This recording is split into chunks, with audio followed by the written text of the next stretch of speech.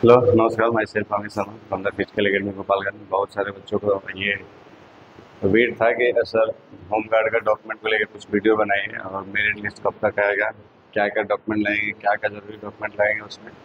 तो फाइनली आज मैं वो चीज़ आपको बताने जा रहा हूँ डॉक्यूमेंट से रिलेटेड। और सबसे पहले मैं ये बताना चाहूँगा कि आपका जो भी आपत्ति चल रहा था, आपत्ति इस 25 से लेकर 2 तारीख तक था, 25 जुलाई से लेकर 2 अगस्त तक, वो आपत्ति खत्म हो गया है। सैटरडे तक था। और डॉक्यूमेंट बताने से पहले मैं भी ये बताना चाहता हूँ कि जो भी बच्चे का जैसे डॉक्यूमेंट में कोई भी दिक्कत है, जैसे मान लीजिए कि मेरा नाम अमित है,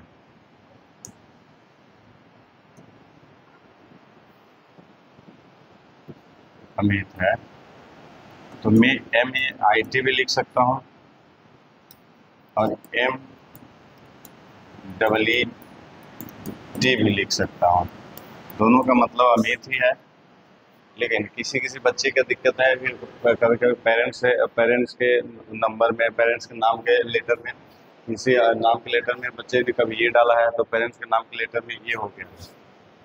तो इस चीज़ को लेके कोई भी बच्चा अपसेट ना रहे, क्योंकि आपको एक कोर्ट से जो कि आपका कोर्ट होगा, आप कोर्ट से जाके एक अपना एफिडेविट बनवा लेंगे तो ठीक हो जाएगा कि अमित AMIT वाला अमित और AMMT वाला अमित दोनों एक ही आदमी हैं। तो आप अपने कोर्ट से जाके एक एफिडेविट बनवा लेंगे। किसी भी तरह का कोई भी स्पेलिंग छूट गया हो या कोई भी हो, किसी किसी बच्चे का कैरेक्टर वाला दिक्कत है, तो अगर कैरेक्टर आपका नहीं बना है तो आप कोर्ट से बनवा लें, कोर्ट से भी बन जाएगा। और सबसे बड़ी चीज़ कि आपका डॉक्यूमेंट, एडिशनल डॉक्यूमेंट में 3-4 चीज़ें हैं जो बहुत ज़्यादा इंपॉर्टेंट हैं। सबसे पहले आपका आधार इंपॉर्टेंट है, आधार इंपॉर्टेंट होगा। दूसरा आपका निवास इंपॉर्टेंट है, रेसिडेंशियल।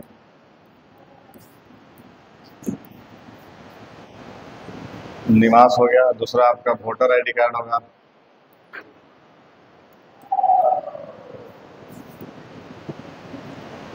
ये मोस्ट इम्पोर्टेंट है आपका, ये दोनों आपका मोस्ट इम्पोर्टेंट है ये, क्योंकि इसी के बदौलत आप पहचाने जाएंगे कि आप निवासी हैं गोपालगंज के। और वोटर आईडी कार्ड आपका जरूरी है, कि जो कि वोटर आईडी कार्ड में जैसे आधार में आधार नंबर होता है, आधार नंबर होता है, और निवास तो आपका रेसिडेंशियल ये तय करेगा आप गोपालगंज जिले के हैं।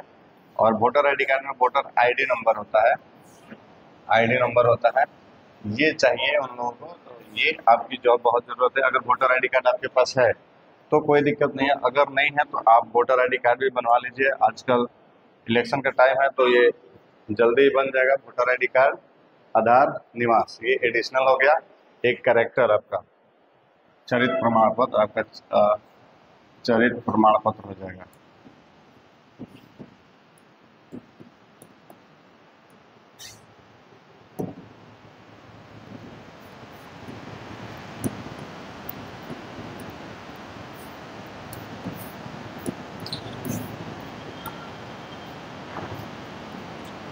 चरित्र प्रमाण पत्र आप अपना कैरेक्टर बनवा लेंगे थाना से। ये 3-4 डॉक्यूमेंट आपका, सबसे पहले आपका लगेगा आधार,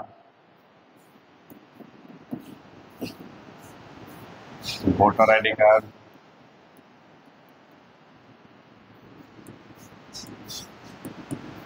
निवास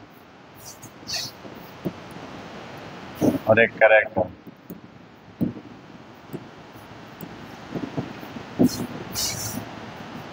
ये 4 डॉक्यूमेंट आपका मोस्ट इम्पोर्टेंट है। ये चारों समझिए कि ये MI मतलब मोस्ट इम्पोर्टेंट है। ये 4 डॉक्यूमेंट ये आपको चाहिए ही चाहिए किसी भी हर हाल में। आधार आपका चाहिए ही चाहिए, वोटर आईडी कार्ड चाहिए, निवास चाहिए और कैरेक्टर चाहिए। निवास आप और कैरेक्टर इसमें आपका 6 महीने का वैलिड होता है, 6 महीने के अंदर बना होना चाहिए। निवास भी आपका 6 महीने के अंदर ही बना होना चाहिए। आपने जब फॉर्म भरा होगा उस टाइम का होगा, या अभी भी बनवा लें, कोई दिक्कत नहीं है। वोटर आईडी कार्ड आपका तो वन टाइम है, तो इसको आप कभी बनाएं, उससे कोई दिक्कत नहीं है। इसके अलावा क्या निवास और कैरेक्टर, वोटर, ये एडिशनल हो गया आपको, जो डॉक्यूमेंट से रिलेटेड नहीं है, क्योंकि ये फॉर्म फिल करने टाइम ये नहीं मांगा जाता है और नहीं आप लोगों ने दिया होगा। अब आपने 12th बेसिस पे फॉर्म भरा है तो टेंथ का आपका सारा डॉक्यूमेंट लगेगा। 10th का सारा डॉक्यूमेंट लगेगा। 10th का 2 डॉक्यूमेंट होगा। आपका इसका मार्कशीट होगा एक,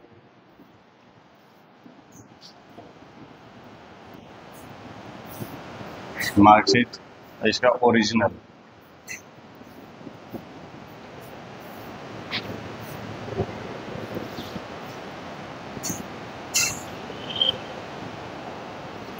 इसका एक ओरिजिनल आता है, वो ओरिजिनल आप ले लीजिएगा।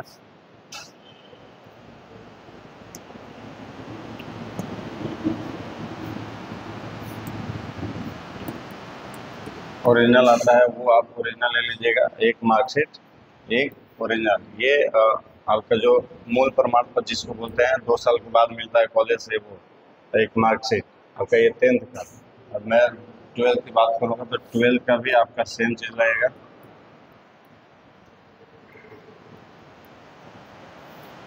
ट्वेल्थ का भी आप मार्कशीट एक ले लीजिएगा, और 12th का भी एक प्रोविजनल एक ओरिजिनल आता है जो कॉलेज से आपको मिलता है 2 साल के बाद, जिसको रिजल्ट डिग्री बोला जाता है। वो अगर आपने 12th बेसिस पे किया है तो आप 12th बेसिस पे ले लीजिएगा।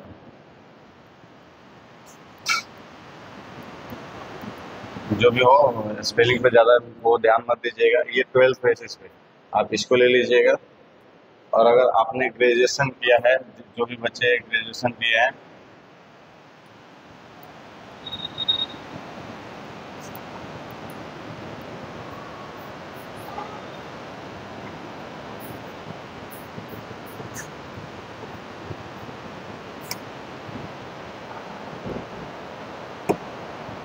जो भी बच्चे ग्रेजुएशन किए हैं वो ग्रेजुएशन का अपना सर्टिफिकेट ले लेंगे। ग्रेजुएशन का आपका 3 साल का सर्टिफिकेट होना चाहिए। ग्रेजुएशन का आपका 3 साल का सर्टिफिकेट होना चाहिए, डिग्री जी। फर्स्ट ईयर,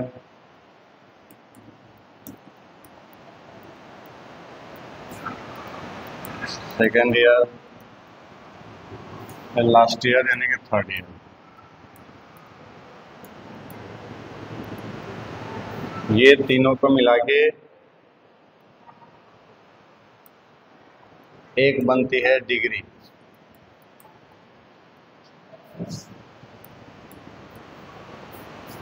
ये आपका तीनों होना चाहिए और तीनों को मिला के एक डिग्री बनती है, वो जो कॉलेज से मिलता है वो होना चाहिए। आपका फर्स्ट ईयर का सर्टिफिकेट, मार्कशीट, सेकेंड ईयर का मार्कशीट और लास्ट ईयर का मार्कशीट। ये मार्कशीट आपको लेना है, सबका मार्कशीट आपको लेना है, इसका भी मार्कशीट लेना है। थर्ड लास्ट ईयर में तीनों दिया होता है और सबको अलावा एक आपको डिग्री मिलती है जो ग्रेजुएशन की, तो आप एक ग्रेजुएशन का ले लीजिएगा। और सबसे बात करूँगी बैंक अकाउंट किस बैंक से लगेगा। बैंक अकाउंट आपका आपने किस बैंक अकाउंट से अपना अकाउंट बनवाया उससे कोई बहस नहीं है। इसमें आपका पीएनबी लगेगा, पीएनबी। आपका इसका पीएनबी का अकाउंट लगेगा, तो पीएनबी का अकाउंट जिसके पास होगा वो अच्छी बात है, जिसके पास नहीं होगा तो उनको टेंशन लेने की बात नहीं है। मेरिट के बाद आपका आफ्टर मेरिट आपका पीएनबी बनेगा कार्यालय से, जो कार्यालय है होमगार्ड का, वहीं से आपका बनेगा पीएनबी का अकाउंट, आपको वहीं से खोला जाएगा। तो आपको टेंशन लेने, जिसका मेरिट हो जाएगा उसके हिसाब से वो लोग का ये मेरिट पीएनबी से बनेगा और आपका अकाउंट खुलाया जाएगा होमगार्ड कार्यालय से। सबको बुलाया जाएगा, कॉल किया जाएगा, जैसे भी होगा उनको बोल के करवाया जाएगा कि हाँ आप अपना बैंक अकाउंट में किसी जो भी बच्चे पहले इससे पहले एसबीआई का था, एसबीआई से कॉन्ट्रैक्ट कैंसिल हो गया, अभी किसको मिला पीएनबी को। तो अभी जितने भी होमगार्ड के वो चल रहा है अकाउंट जिसका खोल रहा है वो सब पीएनबी, बिहार सीएसपीसी बिहार गवर्नमेंट ने पीएनबी को दिया है, एसबीआई को नहीं दिया। तो एसबीआई जितने भी लोग अकाउंट खुलवाएंगे इस बात का ध्यान नहीं, एसबीआई का अकाउंट नहीं लेगा, पीएनबी के अकाउंट लेगा। तो आपने अगर खुलवाया तो अच्छी बात है, अगर नहीं खुलवाया तो वेट कीजिए। अगर आपका मेरिट में नाम आ जाता है तो कार्यालय में बुला के आपको पीएनबी का अकाउंट खुलवाया जाएगा। और ये आपको 4 चीज़ें सब चीज़ पता चल गया कि क्या क्या कैसे लगना है। मैं एक बार फिर से शुरू से आपको बता देता हूँ। सबसे पहला डॉक्यूमेंट आधार, वोटर आईडी कार्ड, निवास और आपका कैरेक्टर।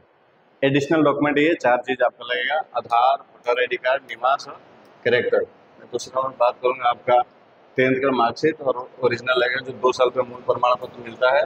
मैं 12th की बात करूँगा, 12th का मार्कशीट और ओरिजिनल मिलेगा जो 2 साल में, ये भी 2 साल के बाद स्कूल से मिलता है। ग्रेजुएशन का फर्स्ट ईयर का मार्कशीट, सेकेंड ईयर का मार्कशीट, लास्ट ईयर का मार्कशीट, और फाइनल जो डिग्री आता है आपका कॉलेज से मिलता है, जो डिग्री लेना है आपको। अब बैंक अकाउंट की बात करूंगा मैं कि बैंक अकाउंट पीएनबी का वो बैंक अकाउंट उनको चाहिए। तो पीएनबी का बैंक अकाउंट अगर आपका मेरिट आ जाता है तो पीएनबी का बैंक अकाउंट वो लोग कार्यालय से खुलवाएंगे आपको बुला के, या जैसे भी कॉल के माध्यम से आपको बताया जाएगा कि आप खुलवा लीजिए, बुला के खुलवाएंगे। पीएनबी का, एसबीआई के जिन्होंने खुलवाया है वो एसबीआई के अकाउंट नहीं चलेगा। आई होप आप डॉक्यूमेंट से रिलेटेड सारा चीज़ समझे होंगे। मैं एक बार फिर बता देता हूँ, किसी भी बच्चे में, किसी के बच्चे के भी माता पिता के या उनके, या फॉर्म भरते टाइम कोई भी मिस टाइप हो गया हो, किसी भी चीज़ को लेके अगर मिस टाइप हो गया हो, मिस टाइप तो हमसे भी हो जाता है, तो बड़ी चीज़ नहीं है। मिस टाइप अगर हो गया हो नेम को लेकर, नेम में कोई लेटर को लेकर अगर मिस टाइप हो गया हो, तो उन बच्चों को ज़्यादा टेंशन लेने वाली बात नहीं, क्योंकि मेरिट के बाद आपका डॉक्यूमेंट वेरिफिकेशन होगा, तो मेरिट के बाद बहुत कम चांस होता है बच्चे को छटने का। अगर आपके फादर के, मम्मी के, आपके एड्रेस में किसी भी प्रकार से नाम का मिसमैच हो गया, लेटर छूट गया हो, तो आप एक एफिडेविट बनवा लें कोर्ट से कि हाँ ये आदमी और ये आदमी, लेटर साफ दर्शाइएगा कि हाँ इसमें ये छूट गया है और इसमें ये छूट गया है। कोर्ट से एक वकील से मिलके आप एक एफिडेविट बनवा लीजिएगा। कोई भी आप 100 रुपया 50 रुपये का उसमें स्टाम्प लगवा के कोर्ट से एक एफिडेविट बनवा लीजिएगा। अगर आपके साथ दिक्कत है तो, और वो एफिडेविट आपको डॉक्यूमेंट के साथ लेके जाना पड़ेगा, और बाकी यही डॉक्यूमेंट है आपका। इसके अलावा कुछ नहीं लगेगा। बहुत सारे बच्चों को मेरिट का वेट है, तो मैं बता दूं कि अभी आपत्ति आपका जल्दी अभी ख़त्म हुआ है 2 तारीख को। वो आपत्ति में जिन जिन बच्चों ने आपत्ति दिया होगा उनका चेक किया जाएगा उनका सही है कि नहीं। कुछ बच्चों का वीडियोग्राफी भी दिया, देखा गया कि हाँ वो बच्चा क्या किया है, कैसे किया है। तो ये सारी आपत्ति डीएम सर को पहुंचाई गई है, और उसके बाद से वहाँ से जो भी डिसीजन आएगा, तो आपको हो सकता है जो नाम लिस्टेड दिया गया था 596 बच्चों का, उसमें एक आध दो बच्चे का इधर उधर हो सकता है। अभी किसी का गारंटी नहीं किया जा सकता है किसका होगा, और मैक्सिमम चांस है जिसका भी होना होगा। जो नीचे से अभी जो नीचे से मेरिट बना रहे हैं, ऊपर से नहीं, जो नीचे से ऊपर की तरफ मेरिट बना रहे होंगे उनका ही हो सकता है कि नीचे खिसक जाए। बाकी ऊपर वाले जो हैं अपने कैटेगरी में ऊपर हैं सीट के हिसाब से, उनका तो कोई कुछ नहीं होने वाला, उनका एकदम फिक्स है कि मेरिट आएगा ही मेरिट आएगा। ऐसे ही मैं एक वीडियो आपको बनाने वाला हूँ। जैसे अभी एक चौकीदार आ रहा है, चौकीदार रजिस्ट्रेशन चौकीदार, उसमें क्या क्या क्राइटेरिया है, क्या क्या क्वालिफिकेशन चाहिए, रनिंग क्या होगा आपका, कितने नंबर का रनिंग होगा, फिजिकल बेसिस पे होगा या रिटन बेसिस पे होगा। और वैसे बिहार पुलिस में किस प्रकार से आपको, अभी बिहार पुलिस अनिल सर आठ का एग्ज़ाम खत्म हो गया 3 तारीख को, उसके लिए नया बैच स्टार्ट हो गया है, और किस प्रकार से उसको तैयारी करें कि आपका अगर रिजल्ट हुआ तो उसके बाद से आप मेरिट में आए। इस पे मैं एक वीडियो डिटेल्स बनाऊंगा, लगभग लॉन्ग वीडियो होगा 25-30 मिनट का। तो मेरिट में आने के लिए बच्चे क्या करें और क्या क्या गलती करते हैं, इसको दर्शाते हुए मैं एक वीडियो बनाऊंगा, ताकि आपको उस तक पहुंचे और उसका लाभ मिले। वैसे ही नेक्स्ट वीडियो के लिए हमारे साथ बने रहिए, हमारे चैनल के साथ जुड़े रहिए। मिलते हैं आपको नेक्स्ट वीडियो में। धन्यवाद।